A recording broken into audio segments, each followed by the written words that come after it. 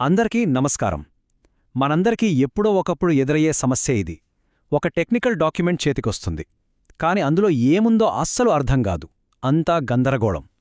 So ఈరోజు అలాంటి ఒక డాక్యుమెంట్ని తీసుకుని దాన్ని మనకు అర్థమయ్యేలా సింపుల్గా ఎలా మార్చుకోవాలో చూద్దాం. చూడండి, డాక్యుమెంట్ తెరవగానే మనకు కనిపించేది ఇది M&*_%. ఏంటిది? అసలు దీని అర్థమేంటి? ఇలా ఎందుకు రాశారు అనిపిస్తుంది కదా. నిజానికి ఇలాంటివి చూసే చాలామంది భయపడి పక్కన పెట్టేస్తారు. ఇది జస్ట్ ఒక చిన్న శాంపుల్ అంతే. ఆ మొదటి కన్ఫ్యూజన్ పోకముందే ఇంకొంచెం ముందుకు వెళ్తే ఇదిగో ఇలాంటిది కనిపిస్తుంది. 0x123. ఇదేదో సీక్రెట్ కోడ్ లాగుంది కదూ. కాని దీని గురించి ఆ డాక్యుమెంట్లో ఒక్క మొక్క కూడా వివరణ ఉండదు. ఇక అంతే, మనకి కంగారు మొదలవుతుంది. అండ్ ఫైనలీ ఇది టైప్ ఎర్రర్. చదవడానికే కష్టంగా ఉంది. ఏదో తప్పు జరిగిందని చెబుతోంది కానీ ఆ తప్పు ఏంటి, దాన్ని ఎలా సరిదిద్దాలి అన్నది మాత్రం చెప్పదు. సరిగ్గా ఇలాంటి వాటి వల్లే చాలామంది కొత్త విషయాలు నేర్చుకోవడానికి, ముఖ్యంగా కోడింగ్ లాంటివి నేర్చుకోవడానికి భయపడతారు. చాలామందికి ఈ ఫీలింగ్ తెలిసే ఉంటుంది. అందుకే ఈరోజు మనం ఏం చేయబోతున్నామంటే ఈ గందరగోళాన్ని అంతా పక్కన పెట్టి దాంట్లో ఉన్న ప్రతి విషయాన్ని కలిసి ట్రాన్స్లేట్ చేద్దాం, సింపుల్గా, స్టెప్ బై స్టెప్. సరే, మన డీకోడింగ్ మిషన్ స్టార్ట్ చేద్దాం. ఫస్ట్ స్టెప్ ఏంటంటే ఆ మొత్తం కన్ఫ్యూజన్లోంచి ఒక సింపుల్ కమాండ్ని బయటకు తీసి దాన్ని అర్థం చేసుకోవడానికి ప్రయత్నిద్దాం. ఓకే, ఆ డాక్యుమెంట్లో మనకు కనిపించిన ఒక కమాండ్ ఇది.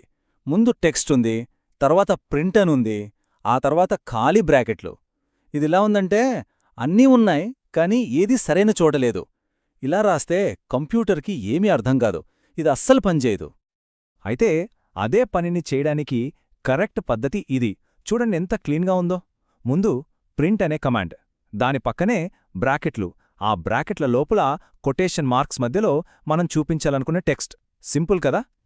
మనం ఆ కరెక్ట్ కోడ్ రాసి రన్ చేయగానే ఇదిగో ఇలా స్క్రీన్ మీద కనిపిస్తోంది.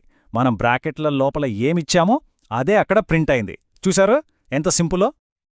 మనం ఇందాక వాడిన ప్రింట్ అనుంది కదా, దాన్ని టెక్నికల్గా ఫంక్షన్ అంటారు. ఫంక్షన్ అంటే ఏంటి? సింపుల్గా చెప్పాలంటే అదొక మ్యాజిక్ బాక్స్ లాంటిది. మనం దానికి లోపల ఏదైనా ఇస్తే అది ఒక స్పెసిఫిక్ పని చేసి మనకొక రిజల్ట్ ఇస్తుంది. ఇక్కడ ప్రింట్ అనే ఫంక్షన్ ఏం రాస్తుందంటే దానికి మనం ఏ టెక్స్ట్ ఇస్తే దాన్ని తీసుకెళ్లి స్క్రీన్ మీద చూపిస్తుంది. అంతే. ఓకే, ఫంక్షన్స్ గురించే తెలిసింది కదా. ఇప్పుడు నెక్స్ట్ బిల్డింగ్ బ్లాక్ చూద్దాం. అంటే మనం కంప్యూటర్తో మాట్లాడటానికి ఎలాంటి డేటా వాడతామో తెలుసుకుందాం. టెక్నికల్గా వీటినే లిటరల్స్ అంటారు. సింపుల్గా చెప్పాలంటే రా డేటా అన్నమాట. ఆ కన్ఫ్యూజింగ్ డాక్యుమెంట్లో ఈ విషయాలన్నీ అక్కడొకటి ఇక్కడొకటిగా పడేశారు. కానీ ఇక్కడ చూడండి, మనం వాటన్నిటినీ ఒక నీట్ టేబుల్లో పెట్టాం.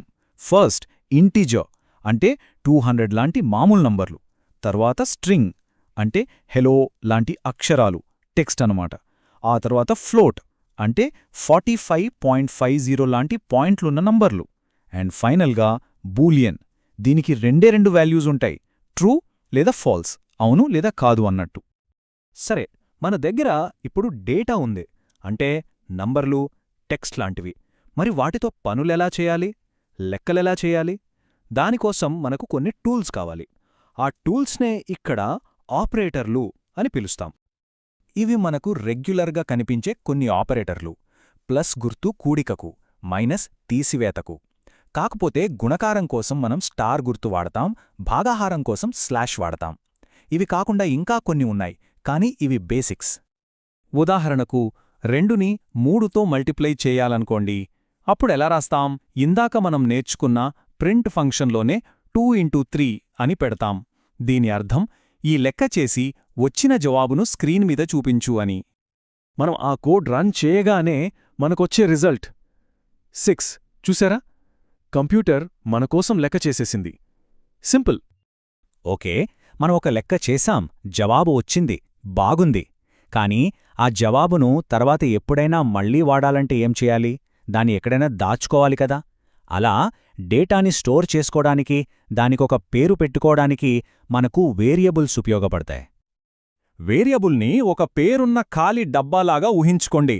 మనం ఆ డబ్బా మీద ఒక స్టిక్కర్ అంటించి దానికొక పేరు పెడతాం. లోపల మనక్కావాల్సిన వస్తువు అంటే డేటా పెడతాం. మనకు ఆ వస్తువు మళ్ళీ కావాలనుకున్నప్పుడు ఆ పేరున్న డబ్బాని వెతికితే చాలు. ఉదాహరణకు ఇది చూడండి. కాస్ట్ ఆఫ్ యాపిల్ అనేది మనం పెట్టుకున్న పేరు, అంటే మన డబ్బా పేరు. ఈక్వల్ టు పెట్టి 5 అని రాసామంటే ఆ డబ్బాలో మనం 5 అనే నంబర్ని పెడుతున్నామన్నమాట. ఇకపై మన ప్రోగ్రాంలో ఎక్కడ కాస్ట్ ఆఫ్ యాపిల్ అని రాసినా పైథాన్కి అర్థమైపోతోంది, ఓకే, ఇక్కడ 5 వాడాలి అని. అయితే ఈ పేర్లు పెట్టడానికి కూడా కొన్ని రూల్సున్నాయి. కాస్ట్ ఆఫ్ యాపిల్ లాగా అర్థవంతంగా పెట్టుకోవచ్చు. కానీ గుర్తుందా, మనం మొదట్లో చూసిన గందరగోళమైన డాక్యుమెంట్లో C*O%యాప్ అనుంది. అలా స్టార్, పర్సెంటేజ్ లాంటి స్పెషల్ క్యారెక్టర్లు వాడకూడదు. అలాగే పేరుని నంబర్తో కూడా స్టార్ట్ చేయకూడదు. ఇప్పటిదాకా మనం ఒక్కో డబ్బాలో ఒక్కో వస్తువు పెట్టాం.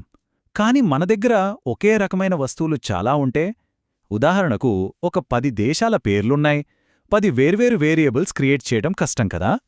అలాంటి సిచ్యువేషన్లోనే మనకు లిస్ట్స్ ఉపయోగపడతాయి. అంటే ఒకే వేరియబుల్లో చాలా ఐటమ్స్ని గ్రూప్గా పెట్టడం. ఇదిగో ఇలాగనమాట. కంట్రీస్ అనేది మన వేరియబుల్ పేరు. దానిలో స్క్వేర్ బ్రాకెట్స్ పెట్టి లోపల USA, కెనడా, ఇండియా అని పెట్టాం. చూశారా, ప్రతి పేరు తర్వాత ఒక కామా ఉంది. ఇలా మనం ఒకే వేరియబుల్లో ఎన్ని ఐటమ్స్ అయినా స్టోర్ చేసుకోవచ్చు. ఓకే, ఒకసారి క్విక్గా రీక్యాప్ చేద్దాం. ఆ కన్ఫ్యూజింగ్ డాక్యుమెంట్ని డీకోడ్ చేస్తూ మనం ఏం నేర్చుకున్నాం? ఫస్ట్, స్క్రీన్ మీద టెక్స్ట్ చూపించడానికి ప్రింట్ ఫంక్షన్ ఎలా వాడాలో చూశాం. తర్వాత నంబర్లు, టెక్స్ట్ లాంటి బేసిక్ డేటా టైప్స్ గురించి తెలుసుకున్నాం. ఆపరేటర్లు వాడి లెక్కలు చేశాం. వేరియబుల్స్లో డేటాని స్టోర్ చేశాం. చివరగా చాలా డేటాని ఒకే చోట పెట్టడానికి లిస్ట్స్ ఎలా వాడాలో చూశాం. బేసిక్స్ అన్ని కవర్ చేశాం. ఇప్పుడు చూడండి, ఈ లైన్ ఆఫ్ కోడ్ మనకు ఆ డాక్యుమెంట్లో కనిపించుంటే మొదట్లో భయపడేవాళ్లం. కాని ఇప్పుడు మనకు తెలుసు, కాస్ట్ ఆఫ్ యాపిల్ అనేది ఒక వేరియబుల్, అమౌంట్ ఆఫ్ యాపిల్స్ అనేది ఇంకో వేరియబుల్, మధ్యలో ఉన్న స్టార్ గుర్తు మల్టిప్లికేషన్, ఇంట్ అనేది ఒక ఫంక్షన్. అంటే ఇప్పుడు మనం దీన్ని చదవగలుగుతున్నాం, దాని అర్థమేంటో తెలుసుకోగలుగుతున్నాం. సో మనం నేర్చుకోవాల్సిన అసలైన పాఠం ఇదే. ఎంత కష్టంగా, ఎంత సంక్లిష్టంగా కనిపించే డాక్యుమెంట్ అయినా సరే దాన్ని చిన్న చిన్న ముక్కలుగా విడగొట్టి ఒక్కో దాన్ని అర్థం చేసుకుంటూ వెళ్తే చివరికంతా చాలా సింపుల్గా మారిపోతుంది. ఈరోజు మనం తెలుసుకున్న ఈ బేసిక్స్తో ఎవరైనా సరే వాళ్ల సొంత ప్రోగ్రామ్స్ రాయటం మొదలుపెట్టచ్చు. మరి ఇప్పుడు కోడ్ చదవడం తెలుసు, మొదట ఏం రాద్దామనుకుంటున్నారు?